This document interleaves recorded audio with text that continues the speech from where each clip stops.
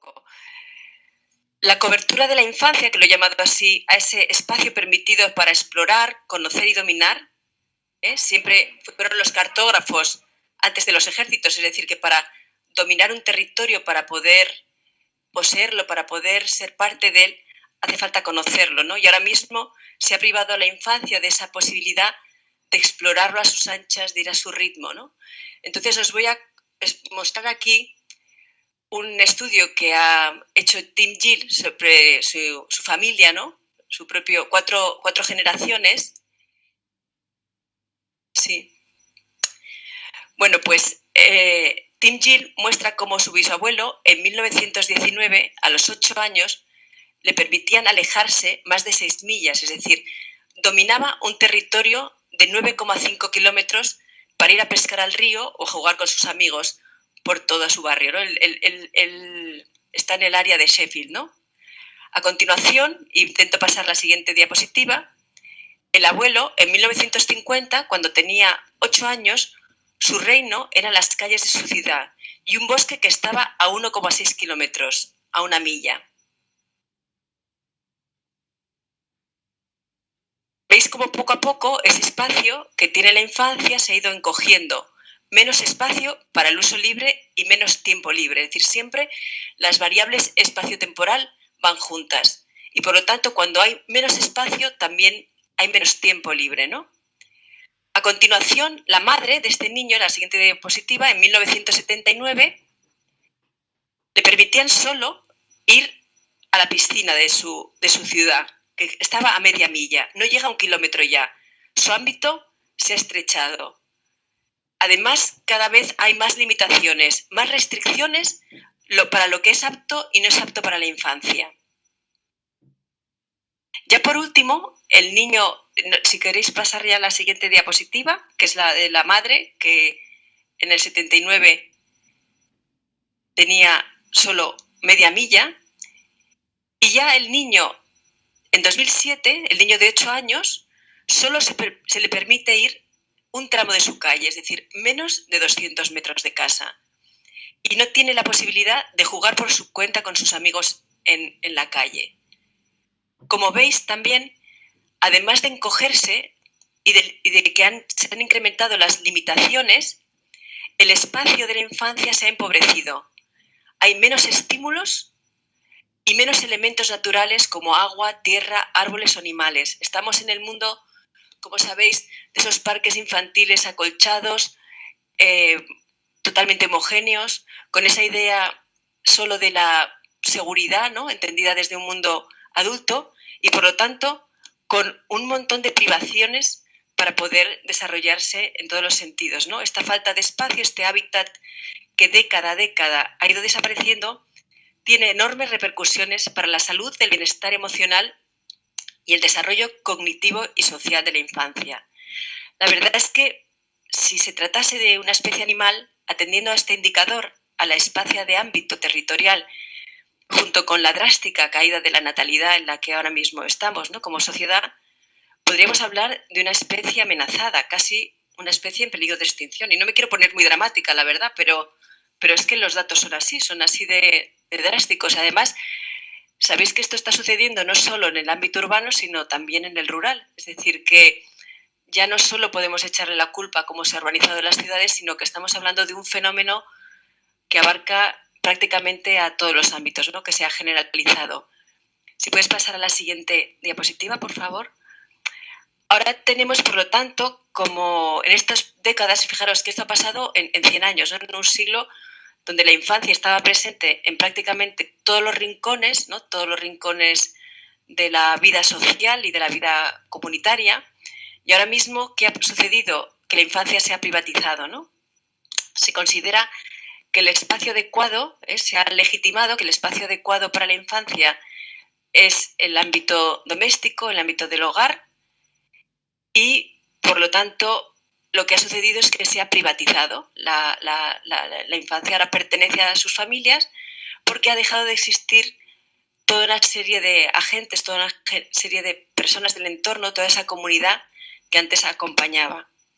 Por eso, cuando ha sucedido ahora que estamos muy sensibles, ¿no? Todos somos ahora muy conscientes de las enormes repercusiones que tienen las limitaciones espaciales, ahora que hemos sufrido, ¿no? un confinamiento y un recorte de nuestra movilidad, y estamos viendo las enormes repercusiones físicas y sobre todo emocionales. Pero es que tenemos que tener en cuenta que la infancia estaba ya reconfinada, es decir, antes del confinamiento ya la infancia tenía tantas restricciones, y lo estamos viendo, lo que antes se permitía a los niños de 12, 13 años, ahora tienen que ser ya mayores de edad, lo que antes se permitía a los niños de 6, ahora tienen que ser adolescentes, es decir, que realmente se ha retrasado la autonomía en el ámbito espacial, pero vemos que también en muchos otros ámbitos, es decir, tiene repercusiones enormes. Por lo tanto, la autonomía además empieza a ser vista como un acto de negligencia o un descuido de las familias. Se ha puesto de moda que el modelo de maternidad o de paternidad es la controladora, la que está siempre presente, la que sabe en cada momento lo que está haciendo su hija o hija, ¿no? Pervirtiéndose y rompiendo todo lo que puede ser pues, la libertad infantil o tener un poco de privacidad, ¿no?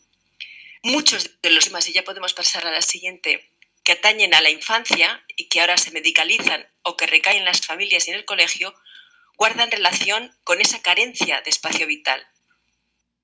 Hablamos del sedentarismo y la obesidad, que empieza a ser ya una epidemia.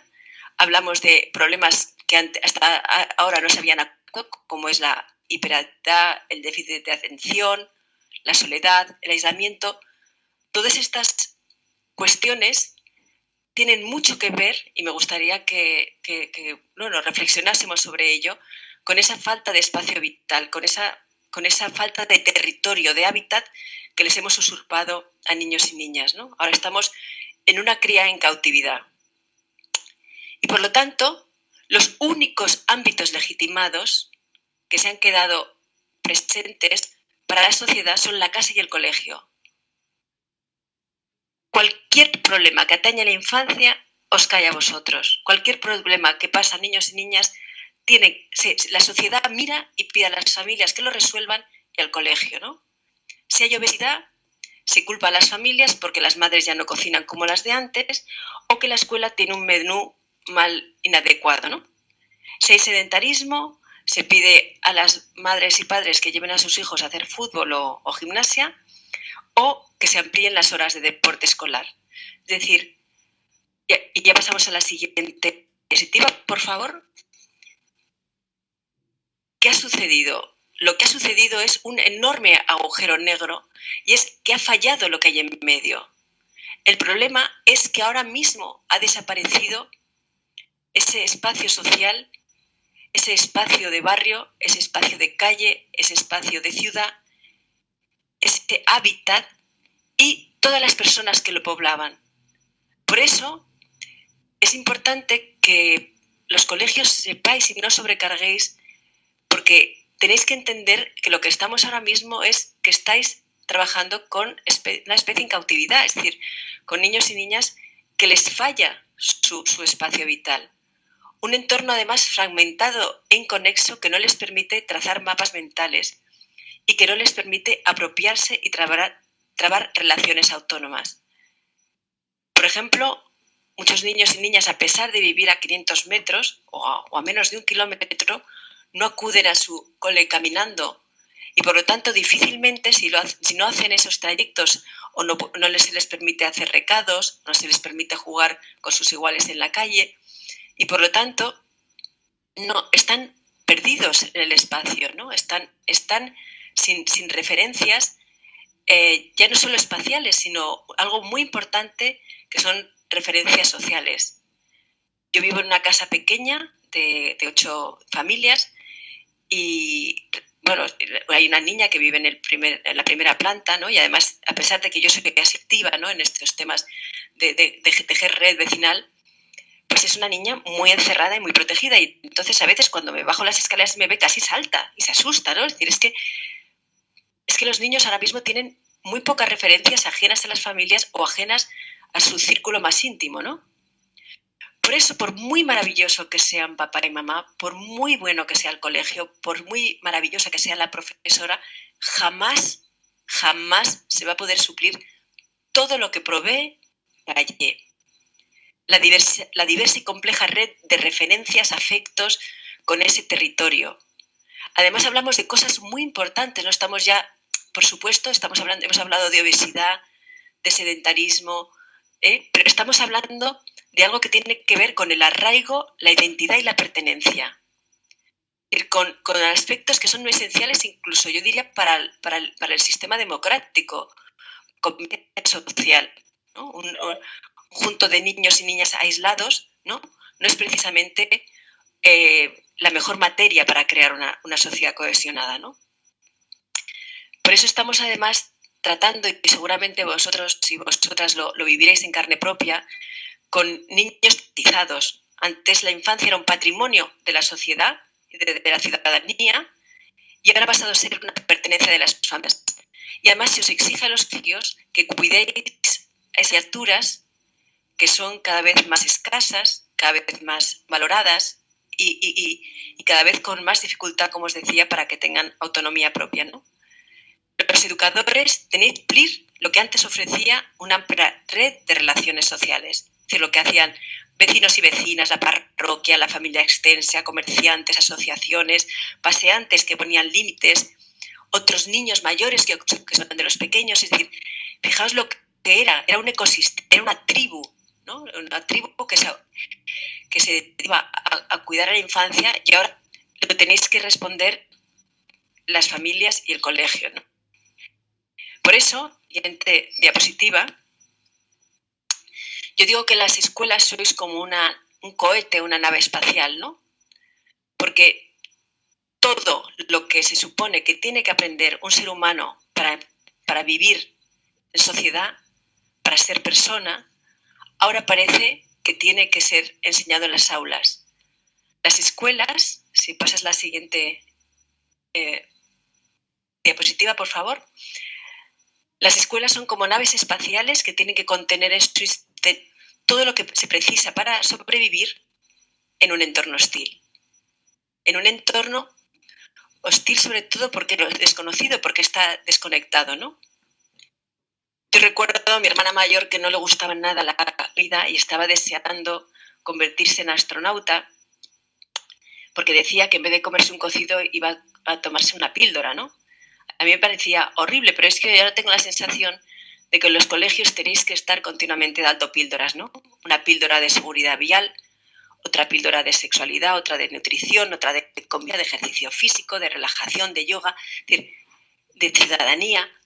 Todo lo que antes enseñaba una red inmensa, nutrida, diversa, no precisamente en la línea de las familias, no tenía por qué, precisamente era su maravillosa función, es decir, la diversidad, estamos hablando de un ecosistema, ahora tenéis que asumirlo en el colegio. Por eso no me parece extraño, y ahora pasáis por favor a la siguiente diapositiva, que un niño, Mario, un niño de 10 años, hace unos días le dijo a su profesora: me siento muy mal, me siento como un robot. Levanto, me traen al cole, estudio, me recogen, me llevan a casa, tengo que estudiar y me voy a dormir de nuevo hasta el próximo día. A mí me pareció muy dramático, la verdad, esa sensación. Sabéis que ahora mismo también hay muchos problemas, ¿no? de mental infantil, ¿no? y de malestar. Mario, que está expresando con esa idea de robot, ¿no? Que podría ser de astronauta también, ¿no? Un ser que no tiene autonomía y control sobre su tiempo y su espacio. Las 24 horas del día están regidas por los adultos.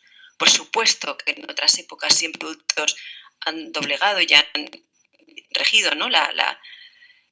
El venir infantil, ¿no? Teníamos, yo lo tenía, un tiempo propio, ¿no? Un tiempo que nos pertenecía, dominábamos, que nos permitía el juego, la privacidad, es decir, la vida propia, ¿no? Otro de lo que nota Mario es de la monotonía, es un día totalmente visible, de la repetición, la falta de que está enormemente asociada a la habilidad de correr riesgos. Y precisamente que todo lo que tiene interés en nuestra vida conlleva riesgos. Eso es un tema que no voy a meterme ahora, pero que me gustaría al menos generar un poco de, bueno, no sé, como un poco de lanzarlo allí, ¿no? Otro de los temas que nos habla este niño robot, ¿no? Es el aislamiento y la soledad. Demográficamente es minoría, desde el siglo XX hay más personas mayores de 65 que menores de 16. Les falta contacto con sociales, contacto en todos los sentidos, sin intermediación. Ahora mismo están los niños, yo recuerdo en Aragón, precisamente en Zaragoza, me dijo un director que os piden que no se puede romper la cadena de custodia, ¿no? Por favor, pero ¿qué es eso, no? Es decir, niños cautivos, ¿no? Además, programados para un futuro. Estos hijos únicos, muy deseados, muy costosos, ¿no? En familias donde realmente pues, han tenido que hacer un gran esfuerzo, ¿no? Para tener la casa, pagar la hipoteca, hacerse el fecundar in vitro, es decir, estamos ya, niños son muy difíciles de tener y por lo tanto están enormemente presionados, ¿no? Para que puedan brillar en el fútbol. Tienen que aprender chino, esgrima, fútbol, música, informática, etc.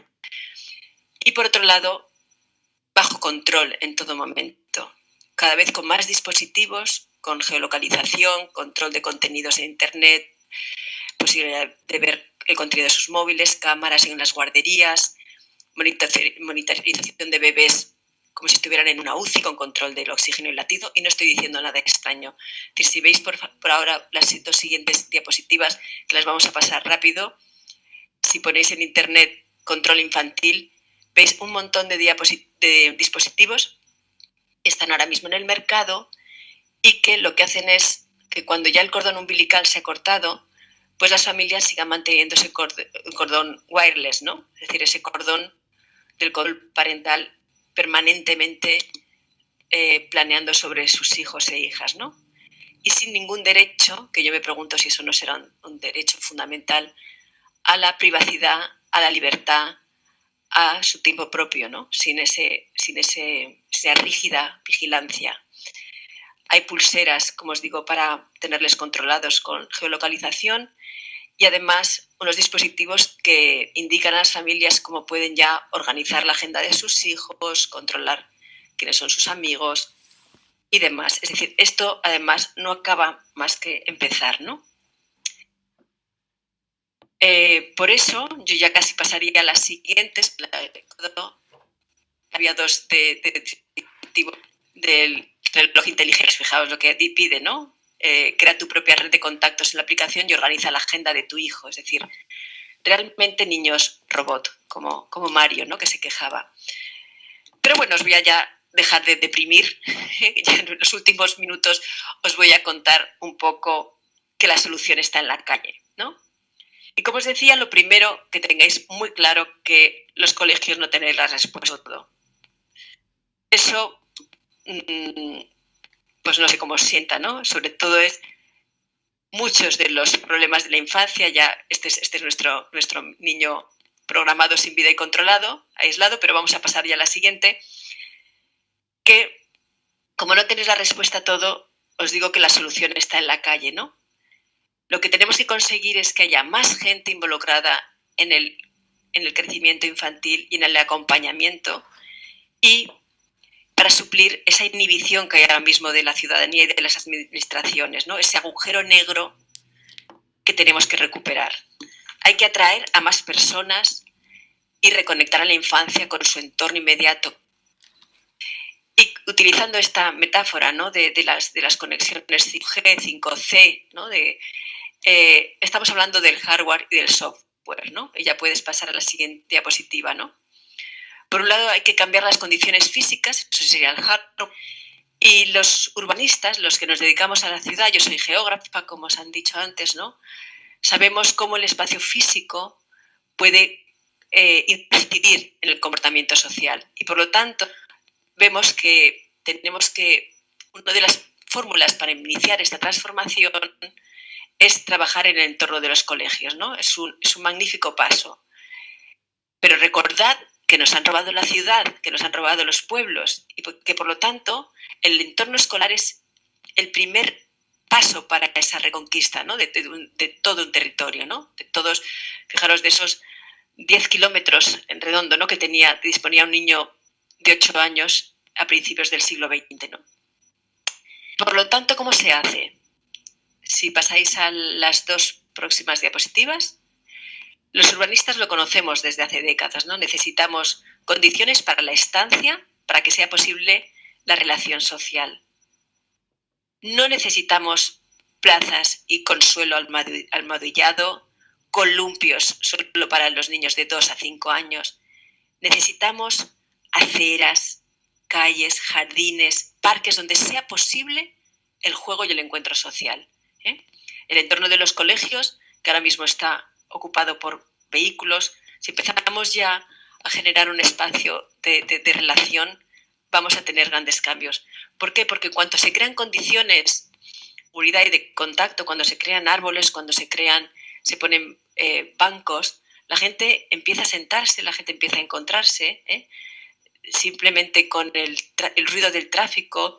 Ya está estudiado que los contactos son más breves y más superficiales. Es decir, que si retiramos tráfico del entorno de los colegios y si empezamos a ampliar las aceras, a poner árboles y bancos, vamos a ver cómo se empieza a retejer esa red social y esa comunidad. Porque lo segundo que necesita para que la infancia pueda volver a poblar nuestras calles, tenemos que incidir en lo que yo he llamado software, que es el uso de la calle y generar una red de confianza, ¿no? Frente a un mundo virtual que nos permite unir a gente lejana y tener muchos amigos en las redes sociales, en lugares remotos, la infancia precisa proximidad. Es decir, nuestros hijos e hijas, nuestros estudiantes, no pueden solucionar sus problemas de espacio vital a través de las redes sociales, sino que precisan proximidad para tejer esa red de contactos que además no va a depender únicamente de su elección, sino que tiene que aprender a convivir con personas no elegidas por ellos y ellas, ¿no? Fijaos lo que supone ahora mismo que solo tu red sea de las personas afines, ¿no? De nuevo, entra en riesgo lo que es la convivencia social, ¿no? Eso supone tejer redes de barrio y que no significa que tengamos que hacernos amigos de todas las personas, invitarles a cenar a casa, ¿no? Precisamente es lo que Jane Jacobs hablaba de esa magia de la ciudad, ¿no? Que podemos tener redes de confianza entre personas extrañas y darles la llave de nuestra vivienda pues al kiosquero que jamás hemos visto o a una persona que está en un bar, ¿no? La camarera de un bar, para que sea un familiar que va a llegar esa tarde a casa, ¿no? Es decir, es un tejido suave y sutil que construimos y que nos sostiene a todas y todos y que podemos contribuir, ¿no? Y ya si pasas a la siguiente diapositiva, por favor, porque de lo que voy a hablar es de esa red de confianza que es la base para construir un espacio seguro, ¿no? No estamos hablando de dispositivos, no estamos hablando de cámaras, no estoy hablando de GPS, de control parental. Estoy hablando de que las personas volvamos a mirar fuera de las puertas de nuestra calle, volvamos a llamar al timbre de la vecina, a pedirle sal, a mostrar que tenemos necesidad, que nos necesitamos unos a otras, ¿no? Como ha sucedido en algunos momentos del confinamiento, ¿no? Que podemos tejerla participando en alguna organización de barrio, teniendo los ojos abiertos en ella e interviniendo si pasa algo, es decir, en un conflicto, si alguien necesita algo, siendo parte de la sociedad, creando acuerdos entre el colegio con otras instituciones para organizar cosas en el barrio, haciendo actividades en la calle, ser más a la calle.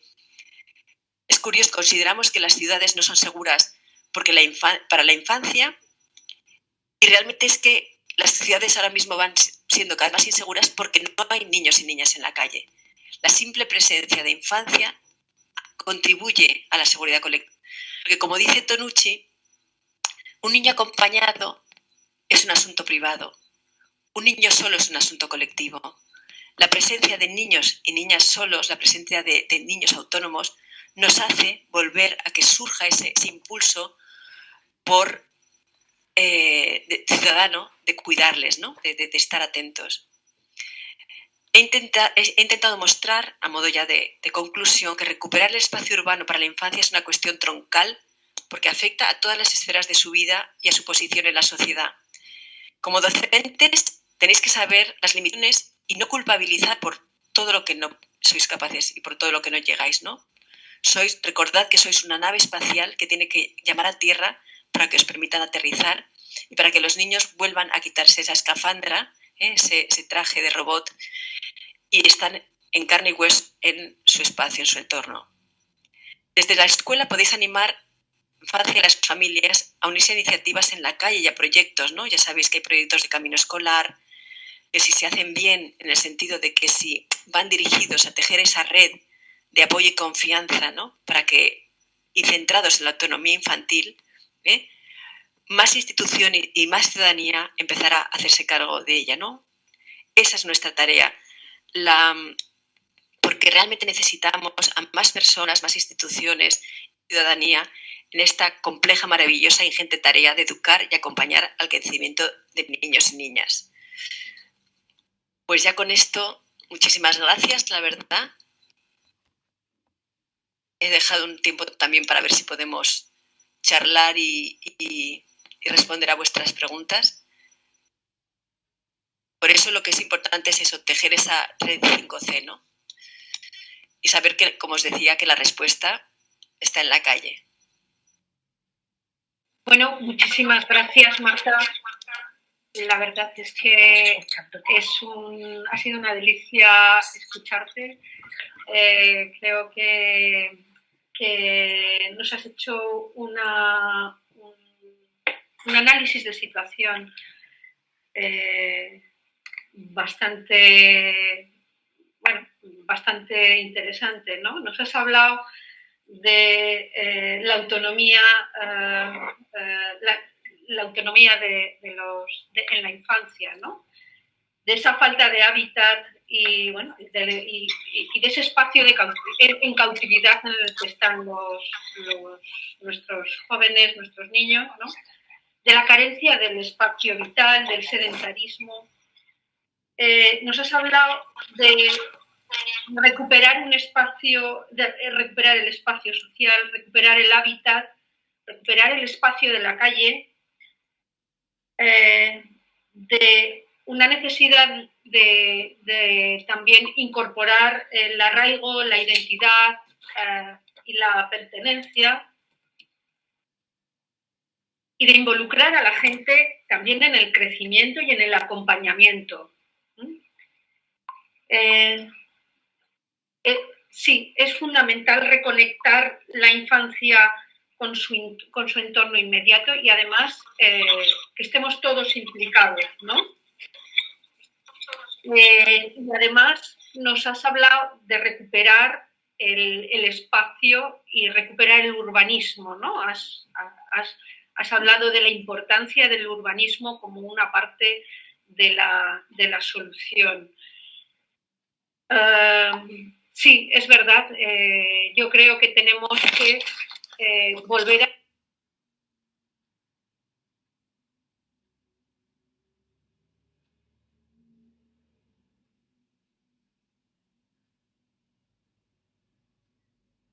Ahí te he perdido. No te oigo. Mercedes. Merche no se escucha. ¿No se escucha? ¿Y ahora? Ahora sí. Perdón, es que estaba el micrófono un poco lejos, ¿vale? Sí, verdad. He hecho un repaso un poquito. ¿Ahora? ¿Sí? Vale. He hecho un repaso un poquito de lo que nos habías comentado. Se oye entrecortado.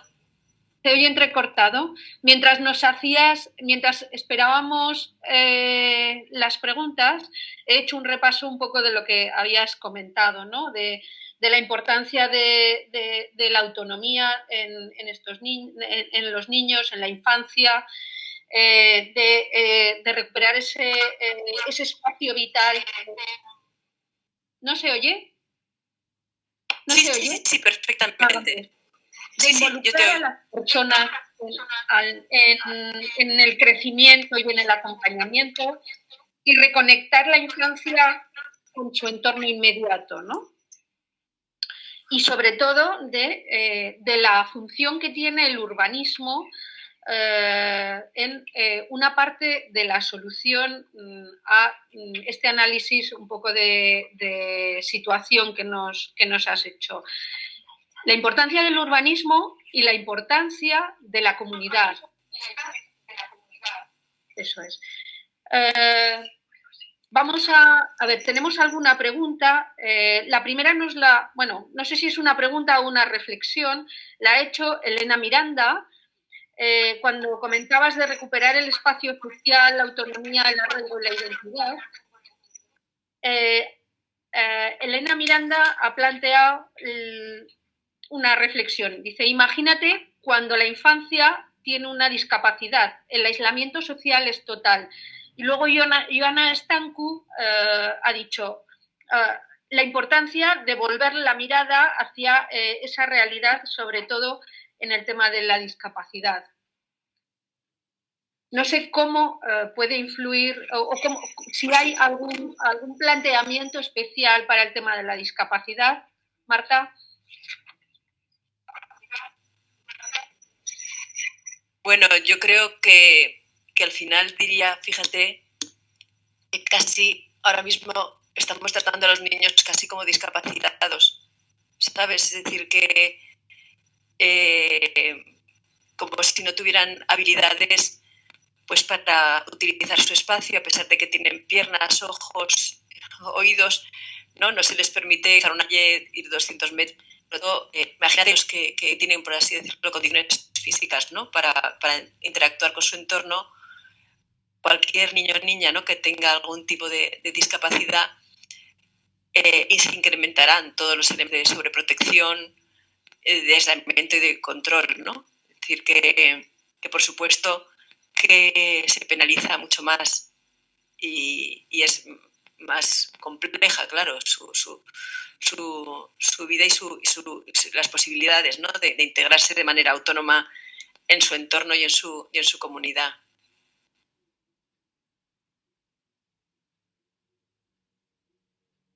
Las preguntas me las vais a hacer vosotras, ¿verdad? No tengo que estar te las transmitimos, atenta al chat te las transmitimos, Marta. Esto no me manejo muy bien. A ver, Inmaculada Monreal habla de que hay muchos peligros, que las drogas están muy a mano y que las familias tienen miedo y por eso están un poquito más al tanto o hay un mayor control. No sé cómo podemos integrar esta realidad social que supone el riesgo, ¿no? También, y un riesgo controlado.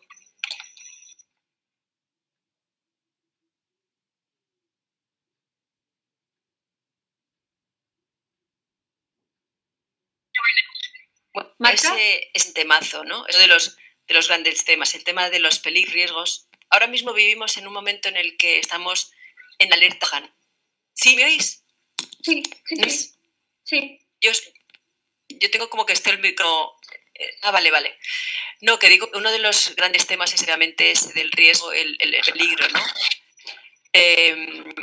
Realmente ha habido momentos mucho más complicados, es decir, los años 80 en una ciudad como Madrid fue brutal, es decir, y en cambio había mucha más autonomía infantil. Incluso ya que en la propia guerra civil los niños y niñas que iban solos al colegio, caían bombas en la ciudad. Es decir, ahora mismo lo que ha habido un cambio social en la percepción del riesgo de la infancia. Es decir, precisamente porque son únicos, porque son escasos, no se les permite correr el mismo riesgo. Cuando vivimos en una sociedad eminentemente segura. Vale, gracias. Vivimos en una sociedad eminentemente segura, pero aún así la percepción del riesgo entra en la infancia es absolutamente tremenda. Además, en los estudios que yo voy haciendo, hace 10 años, los niños entendían que esa percepción del riesgo pertenecía solamente a sus padres, es decir, que sus padres y sus madres eran los exagerados, ¿no? Hace poco he hecho unos vídeos, entrevistaban a niños y niñas, y ya te empiezan a hablar ellos mismos de las furgonetas blancas para que les van a raptar. Es decir, que ya va permeando en la propia infancia esa sensación de inseguridad que tiene mucho que ver con el vaciamiento del espacio público y con ese aislamiento y esa falta de redes vecinales de proximidad, ¿no? Si los vecinos ya no les conocemos, se les vive como una amenaza, ¿no? Aunque realmente no lo sean, no te van a raptar al niño ni va a ser un pederasta, pero aún así también las telecomunicaciones, las redes sociales, la televisión no ayudan, ¿no? Los niños ahora ocupan otro lugar en la sociedad y por lo tanto cualquier pequeña cosa que le suceda a un niño, aunque haya sucedido hace 15 o 20 años, pues nos podemos decir hasta los nombres, ¿no?, de las niñas y niños que en algún momento fueron raptados, ¿no?, y les pasó algo tremendo. Siguen estando presentes, ¿no?, en la conciencia colectiva, y las sensaciones de la gente que tiene es que están pasando continuamente cosas terribles a los niños, ¿no? Entonces es un tema que claramente yo creo que desde el colegio y desde las instituciones tenemos que dar una visión de bajar ese termómetro del riesgo, ¿no? No existe ese riesgo para nada, ¿no? No existe ese... Es decir, estamos en una sociedad muy segura, ¿no? Muy, muy segura, y precisamente la inseguridad la tenemos todos si no utilizamos el espacio público y si nos atrincheramos en casa, ¿no?, y si lo dejamos vacío.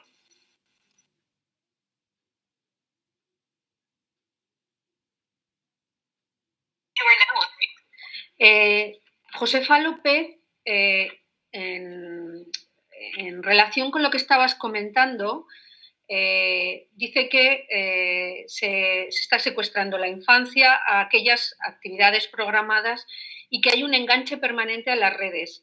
Este es un espacio con los mismos o más peligros que la calle. Claro, además ha habido una cuestión, y es que, claro, todo este confinamiento de la infancia, ¿no?, ha sido posible porque había un espacio virtual, una manera, les hemos negado, digamos, el espacio físico, y la espita, por así decirlo, es el espacio virtual, que ahora mismo es un espacio silvestrado, no está urbano, por así decirlo, las redes, ¿no?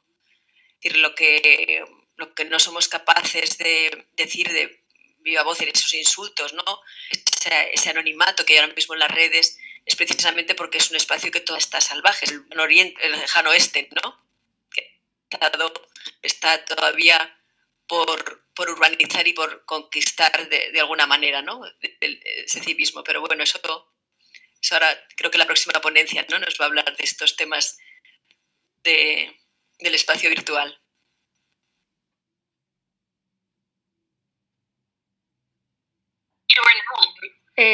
Marta, una cuestión. ¿Qué papel juegan los medios de comunicación, noticias, difusión, series, en la sensación real o irreal de inseguridad? ¿Y cómo se puede contrarrestar?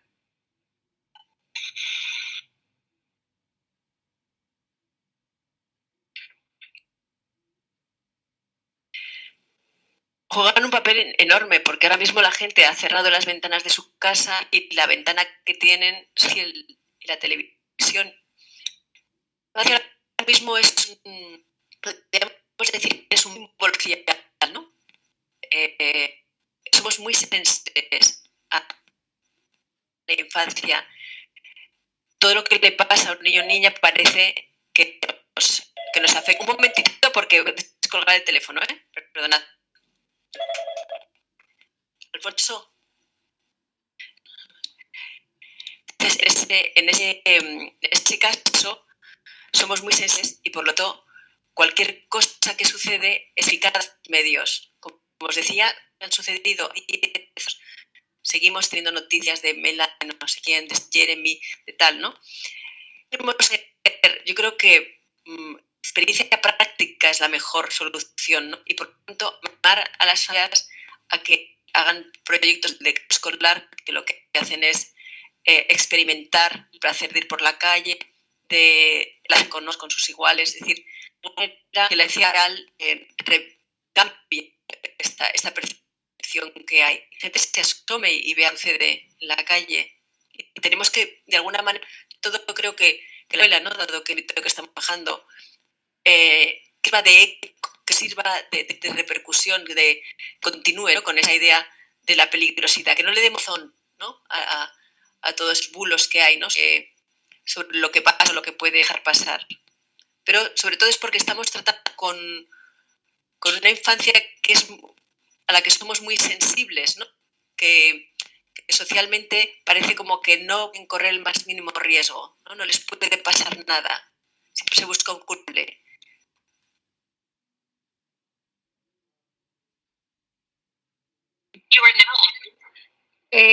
Creo que estamos teniendo problemas con el sonido, se oye entrecortado, pero bueno, yo creo que no sé si podemos mejorar la calidad de sonido, no sé si se puede intentar. El mío no se oye bien. Se oye entrecortado. Igual si te acercas un poquito más, igual se oye más. No lo sé, ¿eh? Igual es... No lo sé. Tengo este micrófono, pero hasta ahora... ¿Y la charla sí que la habéis oído bien? Bastante bien, sí. El problema ha sido... Pues me alegra. Ahora en las cuestiones. A ver, V.A. Aranda nos pregunta si crees que si la sociedad la estamos haciendo los adultos, tendríamos que ser nosotros los que nos reformateásemos primero, así podríamos darles a los niños esa autonomía que ansiamos.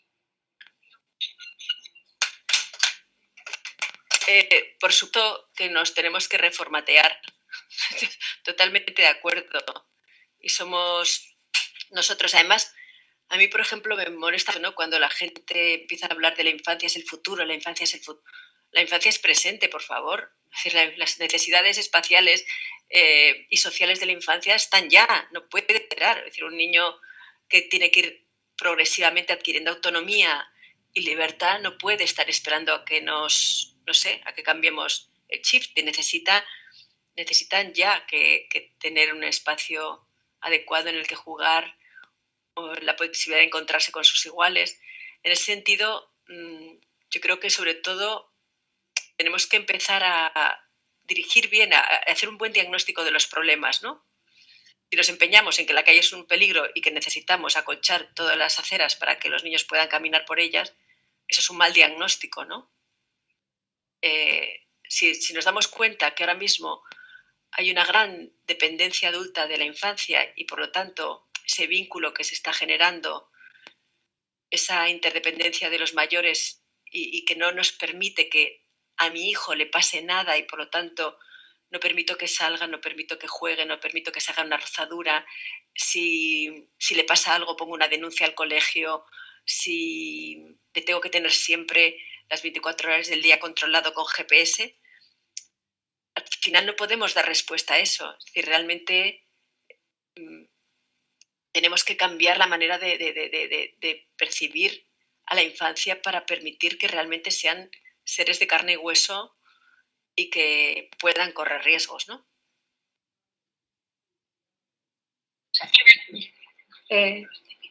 Marta, una cuestión que se nos ocurría aquí o que nos planteábamos era cómo podemos rediseñar esos espacios.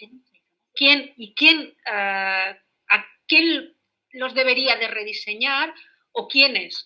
Porque probablemente eso es una tarea también multidisciplinar y de equipo. ¿Cómo podemos rediseñar esos espacios? Muy bueno. Efectivamente, yo creo que la escuela tiene que contar con el ayuntamiento, es decir, es importante esa conexión de los colegios con los poderes locales para empezar a plantearse que las escuelas tienen que estar integradas en la ciudad y, por lo tanto, eso significa que tienen que tener un entorno amable, que no puede ser que los niños, si dan un paso en falso, se les atropelle, ¿no? Si tengan que comportarse no como niños, sino que tengan que tener siempre los ojos, 1000 ojos atentos, porque no hay espacios donde correr o donde jugar. Y por lo tanto yo empezaría hablando con los ayuntamientos, con el área de urbanismo y con el área de movilidad, para hacer lo que llaman el pacificado de tráfico, por ejemplo, en el entorno de las escuelas. Ahora mismo ciudades como Barcelona están haciendo un programa que se llama Protegemos las escuelas, en donde están ampliando el entorno, además lo podéis consultar en la web, están ampliando pues eso, las aceras, están poniendo arbolado, con una idea muy de mejorar tanto en los aspectos, por ejemplo, del ruido, de evitar el ruido, de también evitar la isla de calor y, por lo tanto, crear un entorno mucho más agradable. Pero, sobre todo, me parece que también lo que podemos hacer es crear unas condiciones para que las escuelas se abran a la calle. Es decir, que yo creo que en esa interacción también es, por ejemplo, cómo los patios escolares pueden jugar una función dentro de los propios municipios, ¿no? Y, por lo tanto, cómo podemos conseguir que, por ejemplo, si faltan en ese barrio donde estamos canchas de deporte o espacios de juego, que, por ejemplo, el propio colegio lo pueda brindar a ese barrio, ¿no? Lo importante es abrir las puertas y empezar a interactuar entre distintos agentes para que, en otra ponencia que igual conocéis, ¿no? Para que lo que yo llamaba los castillos inexpugnables, ¿no? De los colegios que sean cerrados hacia sí mismos, ¿no? Es decir, es cómo abrimos la escuela para que el hábitat de la infancia tenga esa conexión, ¿no? Esa conexión dentro-fuera, que sea un continuo y no mundos aislados.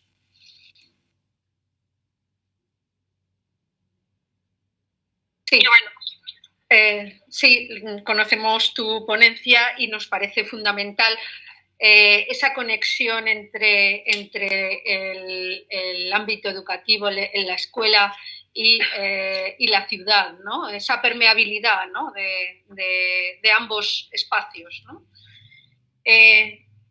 Marta, nos has hablado del arraigo, de la identidad y de la pertenencia.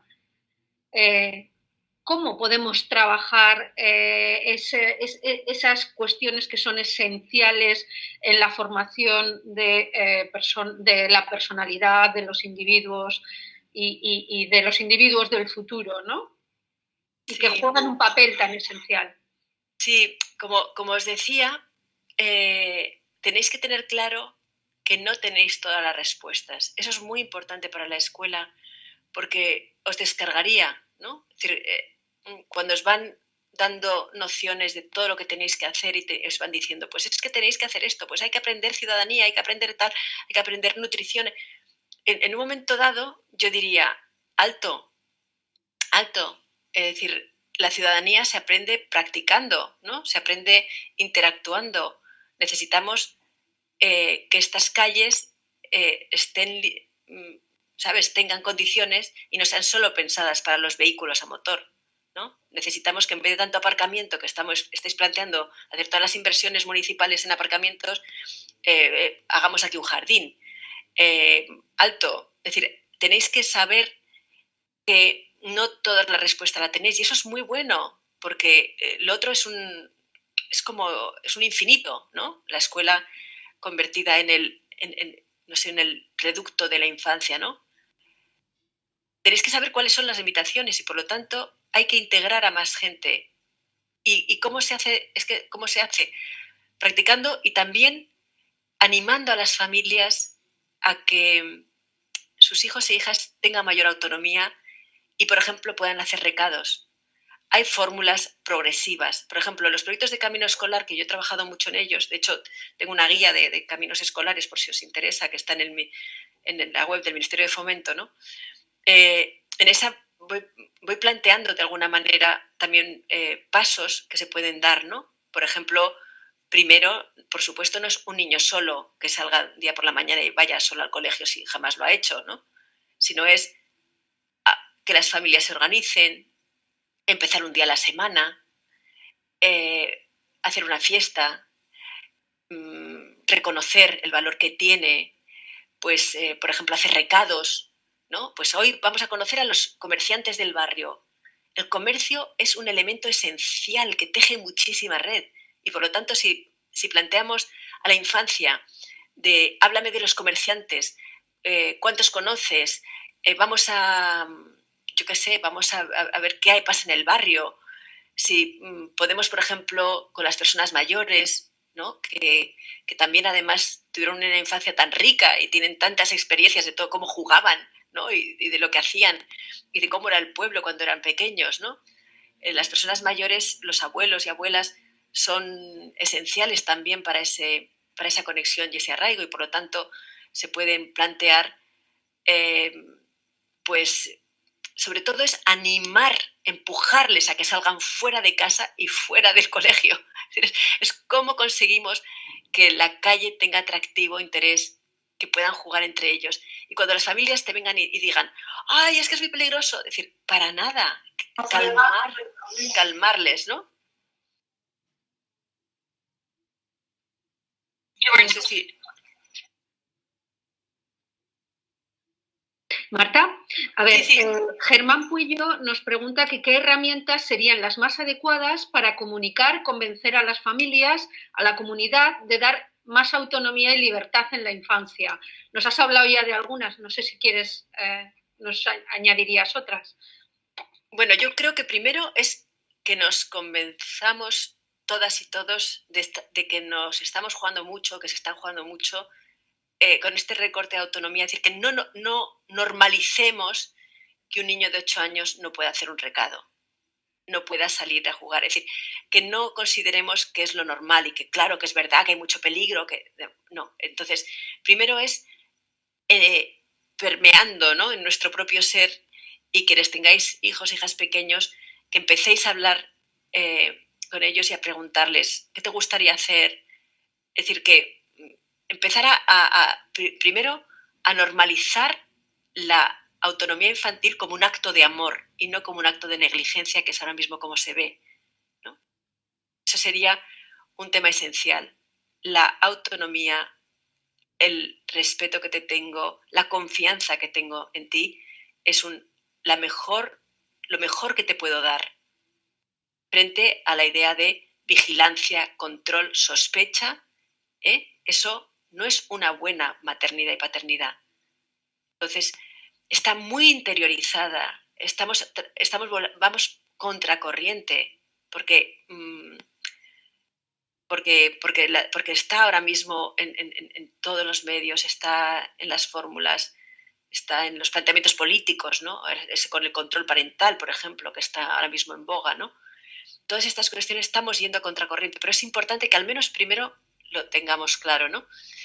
Y luego, las herramientas son poco a poco. Yo siempre tengo la sensación de que hay que buscar alianzas, ¿no? Estos cambios que son culturales, que son sociales, no se pueden hacer como en plan heroína, ¿no? Sino que tienes que ir buscando alianzas. ¿Y con quién buscas alianzas? Primero con la gente que está incómoda, ¿no? Hay gente que está incómoda porque de repente no le gusta ser el carcelero de su hijo, ¿no? Y por lo tanto, y le gustaría. Entonces, por ejemplo, con esas personas de Lampa, con ese comerciante que le gustan los niños, con esos abuelos, es decir, empezar a tejer una red y empezar a plantear pequeñas iniciativas que puede ser, pues eso, el día de los recados. En Zaragoza, por ejemplo, en la ciudad de Zaragoza, tenéis una gente que están haciendo unas cosas tan buenas de camino escolar y que están trabajando el tema de la autonomía. En el propio Ayuntamiento de Zaragoza, las personas que están liderando los proyectos de camino escolar están haciendo unas iniciativas impresionantes tejiendo red y, por ejemplo, pues haciendo los desayunos con los niños que vienen por la mañana a la escuela caminando, charlando con las familias, desmontando uno a uno estos mitos. Hay que desmontarlos, ¿no?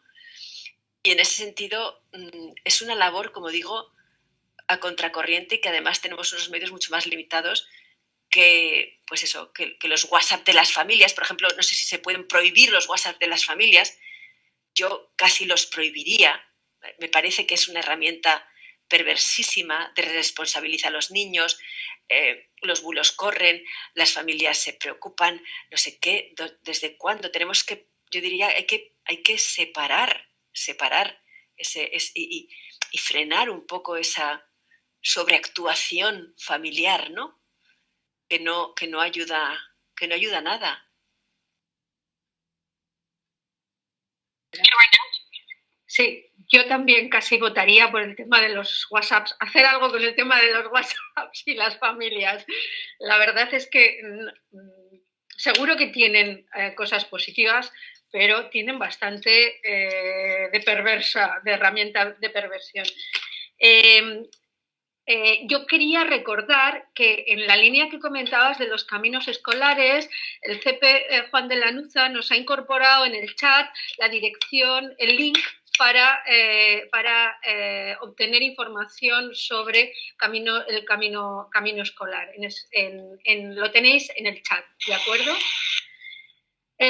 No hemos hablado nada, Marta, no sé si cabría la posibilidad de comentar algo sobre la necesidad, el tema del bienestar emocional, cómo trabajar el bienestar emocional en estos centros con todas estas cuestiones que has incorporado.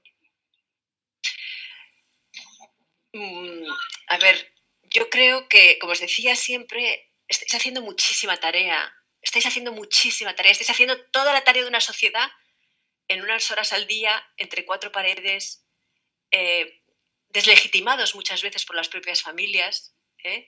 Es impresionante, ¿no? La posición de fragilidad que ahora mismo tiene la escuela, ¿no? En esta sociedad. Entonces, estáis haciendo muchísimo ya. Y os lo agradezco yo como ciudadana.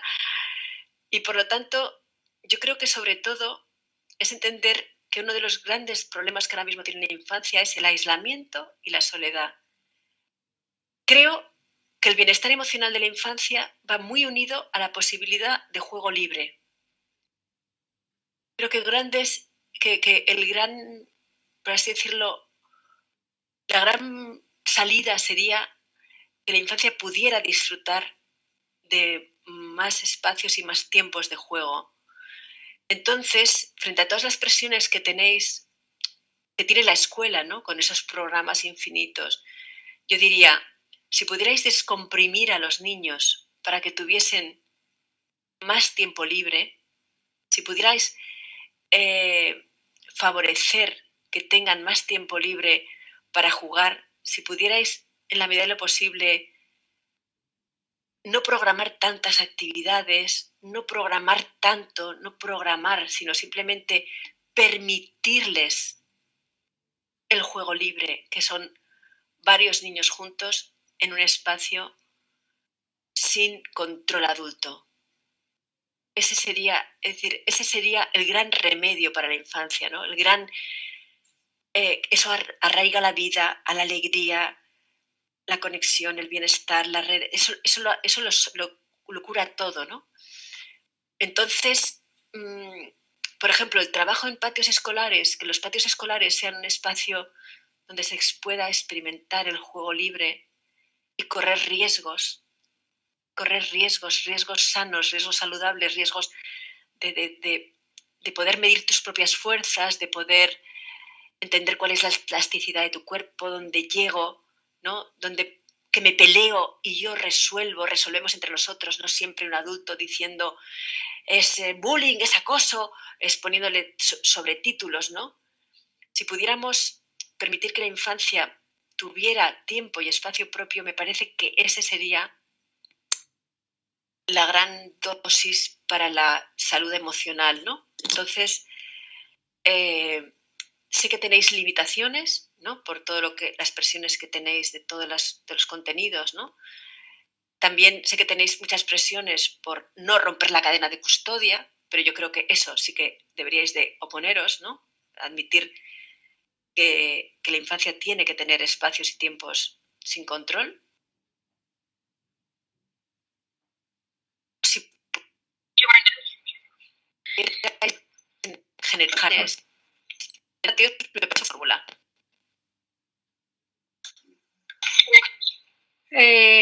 Bueno, yo creo que no tenemos más cuestiones.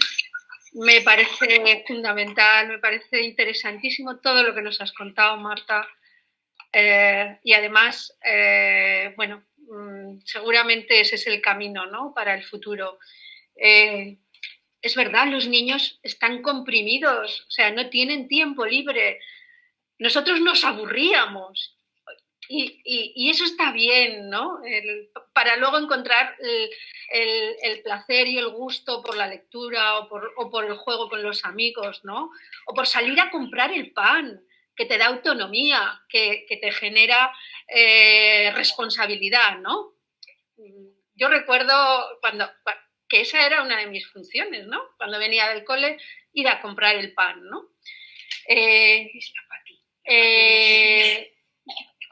Gracias por hablarnos de urbanismo y, bueno, por recordarnos que es necesario conectar la escuela y el centro con la ciudad, ¿no?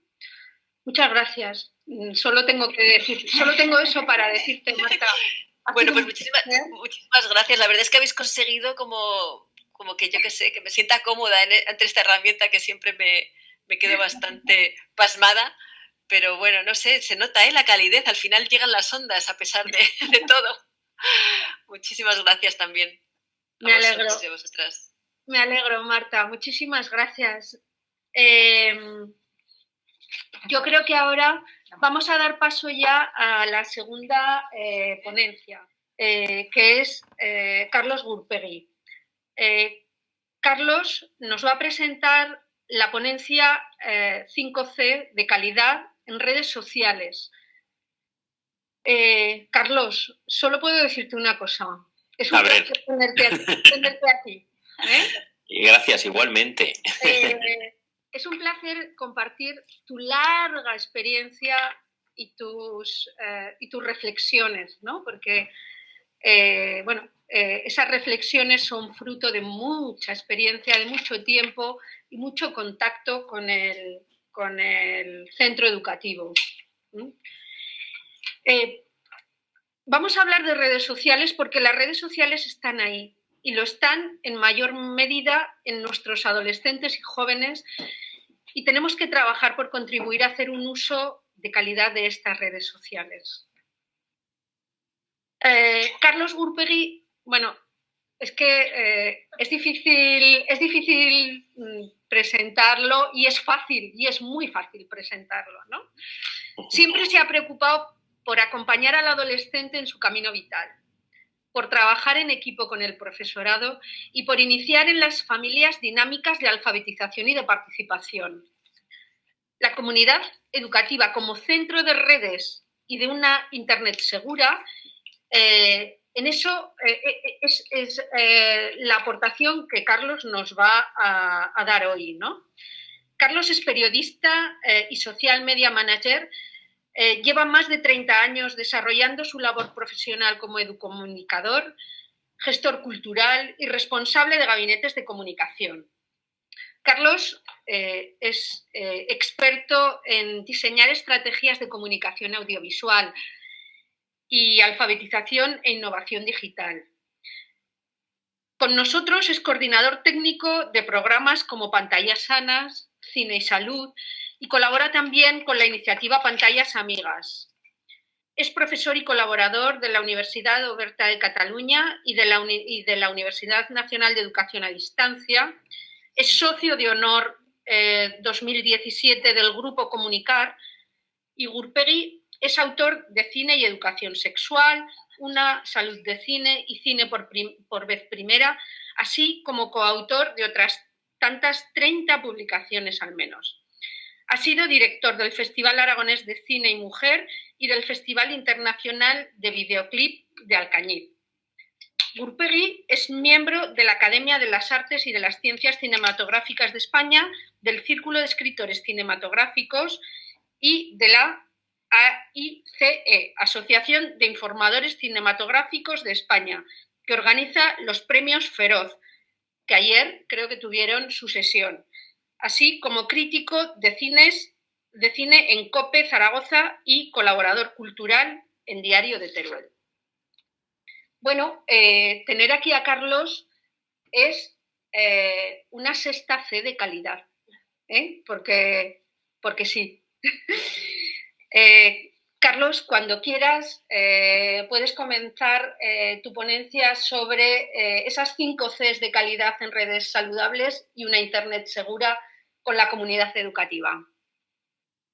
Muchas gracias, Mercedes. Muy buenos días. Ahora, si tengo un poco de pudor, me callo y me voy, que sería lo prudente también.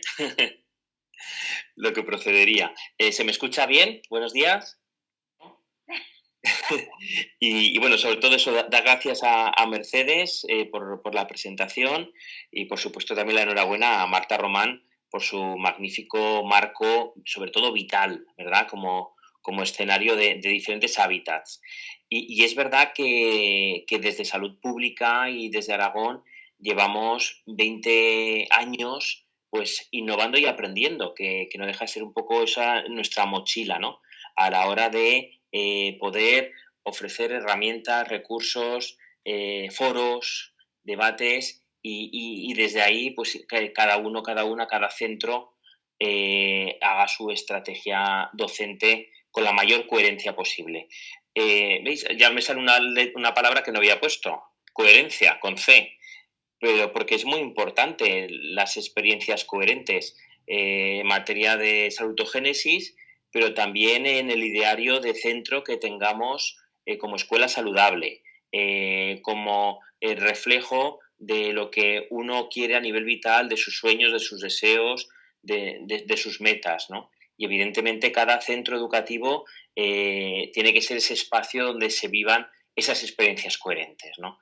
Experiencias coherentes que, claro, tanto en lo online como en lo offline, van a ser saludables y seguras en el momento en que podamos ser nosotros mismos, nosotras mismas, nos podamos relacionar con los demás pues con felicidad, con franqueza, con transparencia y sin cortapisas, ¿no? Sumaba en la reflexión a Marta Román y desde ahí pues hablaba de otras 5 Cs a más que las iré desentrañando un poquito en esta ponencia participación mía que es un poquito más breve. Básicamente Cs que responden al hábitat digital, ¿vale? Y un hábitat digital que aunque para nosotros y nosotras tengamos la competencia digital que sea y nos mostremos o vivamos como a veces inmigrantes digitales y no nativos, los centennials de ahora, las generaciones de ahora, sí que viven el mundo como uno solo, en su hiperconectividad, en esto de que nacen ya con todos estos aparatos, con todos esos gadgets que dice Marcelo Urresti, con toda esta cibercultura que le rodea, pues un centennial no diferencia fronteras entre fuera o dentro, entre el offline y el online, ¿no? Y por tanto, pues vive en un mundo solo donde la internet y la conectividad son caminos y vasos comunicantes. Y de esa forma de integrar las cosas tenemos que aprender nosotros de ellos. No tanto de que sean técnicos y conozcan el aparatito, cuanto cómo viven de manera integrada a veces la tecnología y más aún cómo gestionan las relaciones y más aún cómo lo hacen de manera ética. Porque sí que vimos en la última jornada de pantallas sanas, que también celebramos desde la Dirección General, la importancia de cómo pues, los chicos y chicas de ahora son la pera, son magníficos en este tema de gestionar de manera ética una mochila cotidiana en la resolución de conflictos, en la ciberconvivencia, etcétera. Cada vez tienen más interiorizado los cómo y se respetan más y son más tolerantes y tienen valores pues muy, muy potentes, ¿no? Y como decía Pedro Ballín, la pena es que a veces son poquitos, ¿no? Que no son muchos. Pues si os parece adentrarme en lo que es la presentación y desde ahí pues intentar aportaros un marco que os pueda servir. Pongo de una de las universidades en las que participo, la UOC, hablaba en una de sus pequeñas campañas con estos verbos que yo creo que nos viene bien a nosotros como protagonistas, seamos docentes, seamos alumnado o seamos comunidad educativa. Estamos en un momento en que ya sabemos explorar, más allá de navegar, ¿vale? Somos exploradores y exploradoras en esto del hábitat digital que queremos que sea saludable y seguro, ¿vale?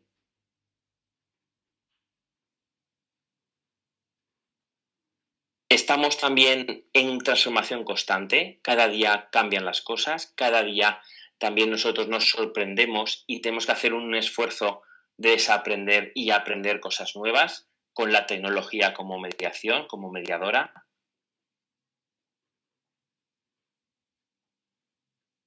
La siguiente diapositiva nos habla de que el reto es el cambio y tenemos que hacer pacto por el cambio, y si no mal vamos, si no vivimos en este equilibrio de saber ser un poco funambulistas o malabaristas, pues el escenario actual de tecnología nos obliga en todos los aprendizajes y en todos los aspectos de ciberconvivencia, pues saber gestionar los cambios y saber integrar la tecnología. Va a ser una destreza que tendremos que incorporar, porque también luego, si la sabemos utilizar bien, va a tener muchos beneficios. Y, por tanto, nos obliga a repensar. Repensar es también plantearnos nuestra pedagogía, nuestra metodología y nuestra estrategia docente y nuestro diseño también de comunidad educativa, pues de forma nueva, por tanto, pues como cuando tienes una casa y haces obras o reformas, pues el tabicar, el cambiar ciertas cosas en función de lo que nos demande la realidad. Algo tan obvio que es educar, Sí que os pediría ahora, en este momentito, si tenéis papel y boli, intentarais escribir en una línea qué es educar, que es a lo que os dedicáis, no solamente las horas docentes, sino las 24 horas, ¿no? ¿Qué es educar? ¿Qué es educar para vosotros y vosotras? ¿Qué es educar? Sería bueno que lo pusierais, si os parece, en una sola frase. ¿Qué es educar? ¿Vale? ¿Qué es educar? Porque claro, sirva esta ilustración una intención de educar, pero evidentemente hay lejanía en muchos aspectos como estrategia de comunicación docente, ¿no? y de contenidos. O más si nos ponemos aquí, clásico, ¿no? Tremendo. ¿Qué es educar? Incluso si nos metemos en el mundo más desde el punto de vista sexista y de padres-madres, la sobreprotección, ¿no? ¿Qué es educar? Claro, porque nosotros hablamos también de buscar la autonomía en todo momento, desde la promoción de la salud, etcétera. Y claro, ¿qué es educar también en el mundo digital, en el hábitat online? ¿Vale? Yo creo que las dos respuestas clásicas de qué es educar nos pueden venir muy bien rescatarlas para ponerlas en valor también en el escenario digital, ¿vale? Por un lado, educar es una invitación a valores. Educar es una invitación a valores. Yo creo que esa tendría que ser nuestra principal bandera, en el mejor sentido de la palabra. ¿A qué valores invitamos? Y eso es la prioridad absoluta en nuestra realidad de educación, incluso en tiempos de pandemia. ¿A qué valores invito como escuela? ¿Vale? Y sobre todo, evidentemente, también en esta preocupación de un entorno saludable y seguro. ¿Qué valores? ¿Qué valores quiero yo transmitir, apuntalar, innovar, hacer juntos con los chicos, chicas, con el cole, con el IES, con las familias? ¿A qué valores? ¿Me apunto o invito? Y por otro lado, educar es una negociación continua de límites. Educar es una negociación continua de límites. Y esto a veces nos olvidamos, a veces, ¿vale?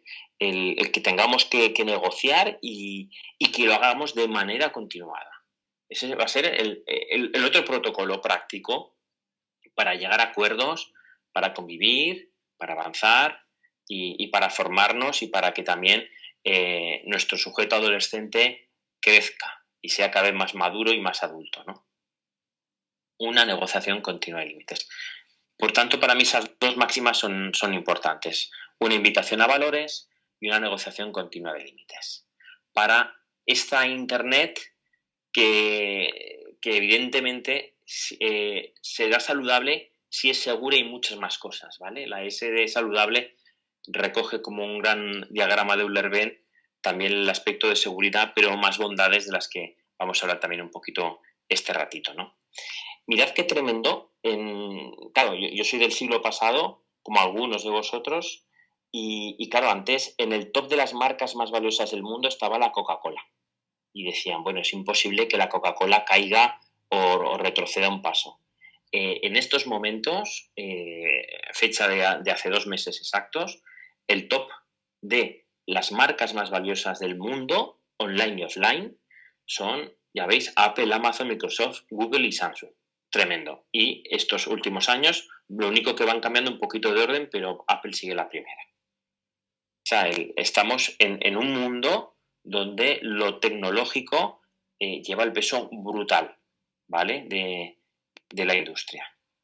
Estamos en un mundo también donde lo que decía Truffaut de que la tele es la hoguera donde se reúne la tribu al calor al final del día para contar y cantar, etcétera, pues ya no solamente la televisión es el agente de socialización máximo, y como sabemos, también es Internet, y ya le ha ganado hace unos meses el consumo medio diario de Internet ganaba el de televisión en todo el mundo, y evidentemente, claro, las pantallas son esos grandes contenedores también de publicidad, también de videojuegos, también de música, de videoclips, etcétera, ¿no? También este tiempo de pandemia ha sido un tiempo donde pues, ha habido más videollamadas que nunca. Son datos curiosísimos, y evidentemente la necesidad ha acentuado pues, el teletrabajo, efectivamente, y tantas cosas que hemos visto de incluso de sentirnos conectados y de participar, ¿no? Tengamos los dispositivos que tuviéramos, ¿no? Incluso si hacemos una comparativa COVID, antes del COVID y después de la COVID, si ha habido una variación en variables de social media, ha sido la viralidad. Ahora compartimos un 47% más las cosas que antes. Solamente lo que nos pasó hace un año ha obligado a que compartamos casi un 50%, casi la mitad más, las cosas, los contenidos, los consumos. Y encima Amazon, que parece que hemos acabado ya las Navidades, el Año Nuevo, los Reyes, y sigue ahí brutal, exponencial, porque también reinvierte todo lo que gana, ¿no? Es tremendo. Este es el mundo que está marcando el escenario digital, el hábitat digital. Y claro, nosotras queremos que sea saludable y seguro. Hasta el cine, como sabéis, pues está aguantando. Tenemos casi la mitad de salas operativas de exhibición. Estamos todos con mascarillas, se inventan los rodajes seguros. Los chicos y chicas de Cine y Salud cumplen las medidas y protocolos y también siguen haciendo sus cortos. Pero claro, está la otra realidad durmiente de esos rituales a la carta de las series de Netflix de donde todo se conecta, ¿no? Tenéis aquí a Cruella, a Emma Watson, va a ser el próximo bombazo que pronto se estrenará Disney. Y con Emma Watson quería también recordar la frase que le decía Birman a Michael Keaton: odias a los bloggers, te burlas de Twitter y ni siquiera tienes página en Facebook, eres el único que no existe. Y por tanto, claro, esta realidad centennial y también de antes de los millennials, de sus hermanos mayores, hace que nos obliguen a estar absolutamente en las redes para declinar el to be, ¿no? El ser y estar, ¿no? Y claro, si va también el meme de Doña Emma, donde pues cada usuario y usuaria se presenta en redes sociales de forma diferente en función del para qué de esa red social, ¿no? Así estamos. El WhatsApp, que incluso hay helados de WhatsApp, no es tontería, es tremendo, ha invadido nuestras vidas, como hemos visto, y hemos comentado antes con Marta Román y los casos de grupos. El TikTok ha sido también algo tremendo, ¿verdad? Parece que nosotros somos de los que más usamos TikTok. Estamos en el ranking número 17. Mirad la India, que nos ganan, aunque sean más, pero mirad qué cifras, ¿verdad?, de descargas tiene la aplicación en los dispositivos. En fin, estamos en un mundo bastante con falta de concentración y con bastantes recursos o aplicaciones de entretenimiento. ¿Cuántas horas pasamos conectados a Internet?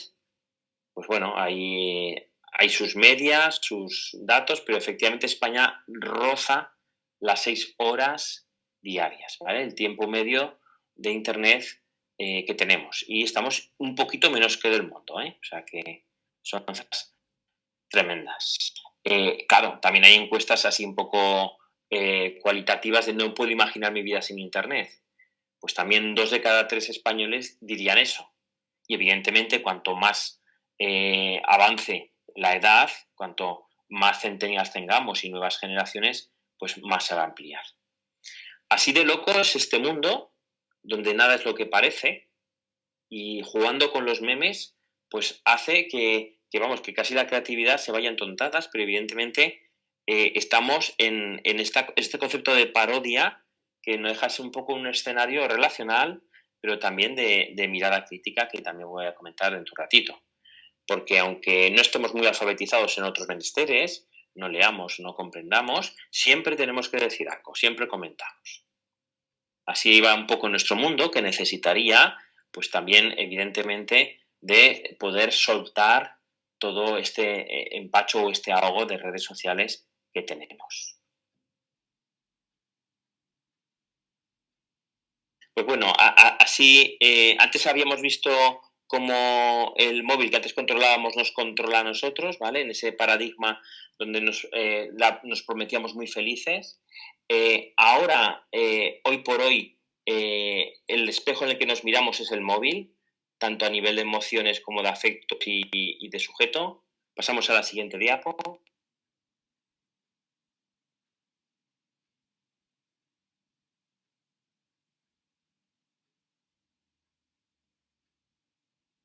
Esto es lo que sucede en Internet, las redes sociales. Pasamos de una en una, ve pasando y te voy diciendo. Cada vez tenemos unas redes sociales más pequeñas, cada vez tenemos unas redes sociales donde tiene un formato de decir las cosas y por tanto el para qué es muy concreto y definido. Seguimos pasando. Facebook, evidentemente, junto con YouTube y WhatsApp, están en el top. Seguimos. Esta es la foto actual que tenemos en España de redes sociales. Facebook 22, etcétera. La valoración, sí, 22, 16 y 4. Y la valoración siempre es de notable y sobresaliente. Tenemos unas redes sociales tremendamente bien valoradas, ¿vale? Con una gran aceptación. Raramente es la que tiene una crítica, ¿eh? Todas pasan, digamos, un gran test de calidad. Y por tanto, mirad los micromomentos. Si hacemos el micromomento de uso de un WhatsApp, nos vamos a 1 hora 43. Es tremendo el tiempo dedicado, aunque estemos en multitarea. Seguimos. El para qué usamos las redes, ¿verdad? Sobre todo para el entretenimiento, para la interacción, para informarnos. Ahí lo dejamos como material. Seguimos.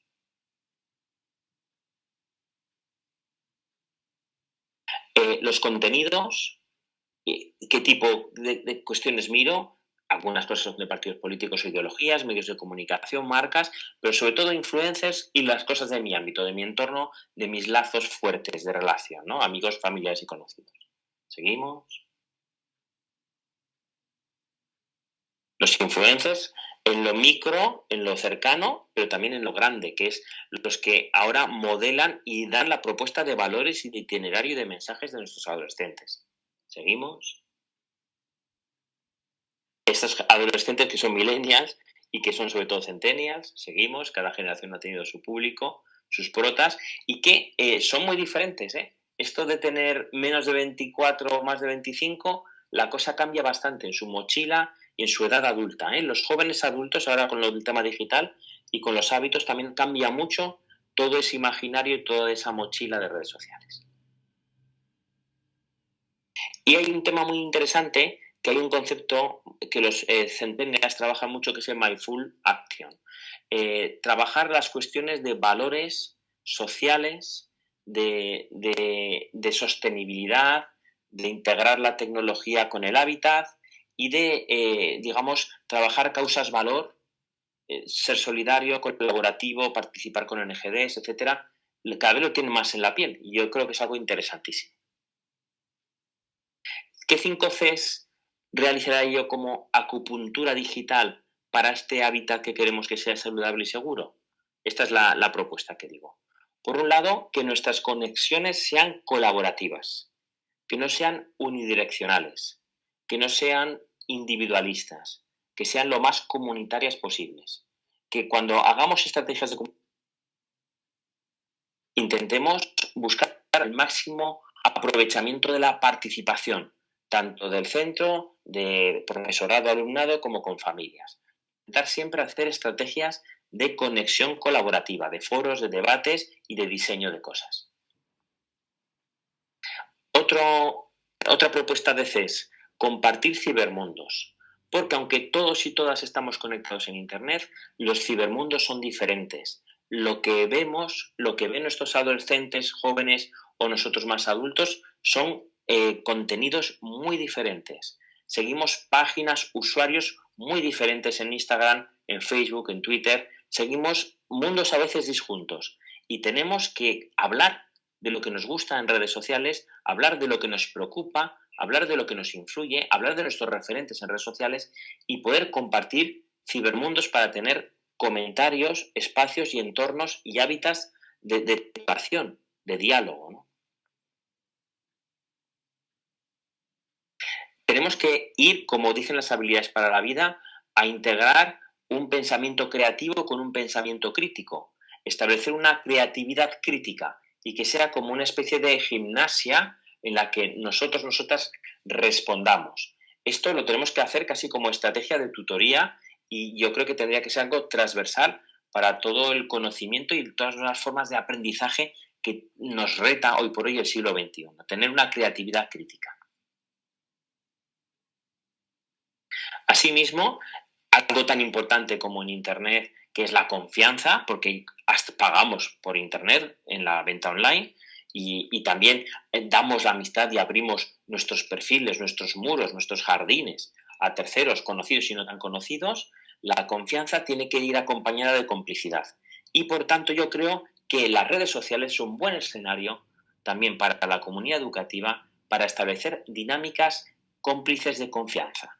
Yo creo que es algo que puede ayudarnos a hacernos más fuertes y también a gestionar el cotidiano y también poder incluso resolver problemas o conflictos con más fuerza y con más voz común.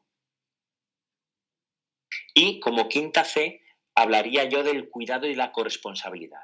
Hablamos mucho de la ética del cuidado y a veces puede ser un compartimento estanco en lo físico, pero sería importante trasladarlo a lo online, a lo virtual.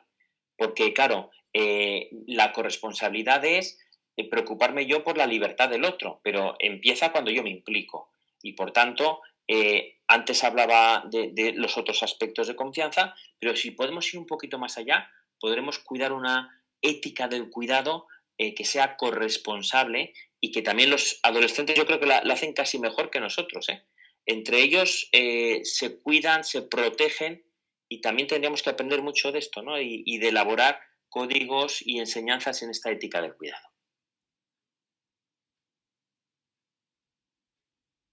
Avanzo como recomendaciones y con esto acabo. Este último libro de Alicia Banderas yo creo que es estupendo, habla con ellos de pantallas y redes sociales, es muy de promoción de la salud, es de invitación a fortalezas. Pasamos. Dice Alicia dos aspectos, se presentan con fuerza, habla de ellos, con una mayor capacidad de aprendizaje autónomo, se reinventan, innovan más allá, son nuestros adolescentes. Y la felicidad, bien dice Alicia, no está solo en la conectividad, sino en los abrazos, distinguiendo quién es un amigo y un contacto, evidentemente. Es un libro muy interesante que acaba de salir ahora. Otro recurso que tuvimos la suerte de contar con ella en pantallas sanas, Silvia Barrera, Nuestros hijos en la red, 30 cosas que debemos saber para una buena prevención digital, que ella como policía habla bastante de la negociación de límites y de todas estas cuestiones. Ella recuerda cómo a veces la tecnología nos asusta, pero tenemos que prevalecer y defender siempre el sentido común como principal causa de sentido, ¿no? Y habla también de cómo el 80% de los casos, cuando ya no queda más remedio de ciberincidentes, que dice ella, se podían haber evitado. Da una imagen positiva de la resolución de conflictos y habla muy mucho de los protocolos de lo que es la Internet segura como un escenario también de estrategia para un centro educativo. También de nuestros compañeros Carmen Marta y José Antonio Gabelas de la Universidad de Zaragoza tienen el último trabajo, la era TRIC, Factor Relacional y Educomunicación. Pasamos a la siguiente. Porque la educomunicación intenta integrar estos aspectos de alfabetización y participación. Las redes sociales hoy por hoy son el entorno de pertenencia a más de la familia y los amigos. Es ya el tercer gran bloque y desde ahí, pues evidentemente, cosas que son globales también son locales. Las falsas noticias, la desinformación, el acoso digital. Tenemos que saber utilizar esa gimnasia y también desde la educomunicación en muy buenas prácticas, muy fieles también al pensamiento de Paulo Freire. Quería acabar también con recursos de referencia. La web de pantallasamigas.net. Tienen un canal de YouTube brutal que recibió premio platino de YouTube. Como sabéis, mogollón de píldoras incluso muy finas en función de las cuestiones o conflictos que puedan tener las redes sociales. También acaban de sacar ni más ni menos que una línea de podcast a la carta para trabajar educación, ciudadanía y bienestar digital desde el centro educativo y desde las familias. Incluso ayer veía a la luz este podcast de Begoña Beristain, donde las niñas, las protagonistas de la peli de Pilar Palomero, hablan y dan consejos sobre las redes sociales, que tus iguales comenten, compartan y digan lo que piensan, pues es lo mejor que nos puede pasar también, ¿no? Y también hay un artículo largo y oye, pues ponía a Pilar con uno de los 3 premios que recibió ayer por Los Feroz, que menos, ¿no? Y también os dejo este recurso que no lo pongo, aunque compartiré la pieza en MP4, de Carolina Dabau, Nada quedará. Es un videoclip que hemos trabajado en Pantallas Sanas este curso 2021, que creemos que es bastante sensato y habla muy bien, engloba muy bien estas preocupaciones de tener un entorno saludable y seguro en nuestro hábitat digital. Hasta ahí voy, ahí me quedo. Gracias, Merche. Muchas gracias, Carlos. Bueno, es que Carlos sabe tanto de redes sociales y de comunicación que siempre es un placer escucharle, ¿no? Yo creo que nos has hablado de las 5 Cs, aunque en cada apartado había 2, es decir, conexiones colaborativas, compartir se convierten en 10 casi, ¿no? Correcto. Cibermundos, creatividad crítica, confianza y complicidad, cuidado y corresponsabilidad. Y luego, bueno, es que vamos un poco pillados de tiempo. Me parece muy interesante lo que has comentado de que las redes sociales son el entorno de pertenencia tras la familia y los amigos, que es el tercer entorno de pertenencia, ¿no? Y que además los adolescentes están utilizando muy bien las redes sociales, ¿no? La mayoría de ellos, ¿no? Sí, correcto. No sé si tienes algún planteamiento en relación a cómo podemos fomentar el cuidado y esa corresponsabilidad en el tema de las redes sociales, Carlos. Sí, yo gestionaría las emociones de manera un poquito más sensata. Ante el postureo instagramer de, digamos, ser Mr. Wonderful y que los chicos y chicas presenten su mejor foto, su mejor morrito o su mejor postre, yo intentaría invitar a que, por supuesto, dentro del respeto de la intimidad, que eso tienen que también tenerlo bien claro, de la privacidad, etcétera, se gestionara otro alfabeto emocional de la adolescencia en redes sociales. Que no sea un alfabeto de fotos tontas, de marcas, de rutinas, sino que pueda ser también un alfabeto emocional pues de actitudes, de valores, de sueños y de utopías. También de lo que le pide el cuerpo a cada adolescente, que estamos en la edad más preciosa de la etapa de la vida, ¿no? Y por tanto yo creo que, pues bueno, por supuesto ya digo, con la privacidad e intimidad absoluta, pero que cada adolescente tuviera más talento en cuando publica una cosa, que la publique pues con sentido, con la emoción justa, con sensatez y también con cierta creatividad, que para eso tiene estas cámaras tan brutales los móviles.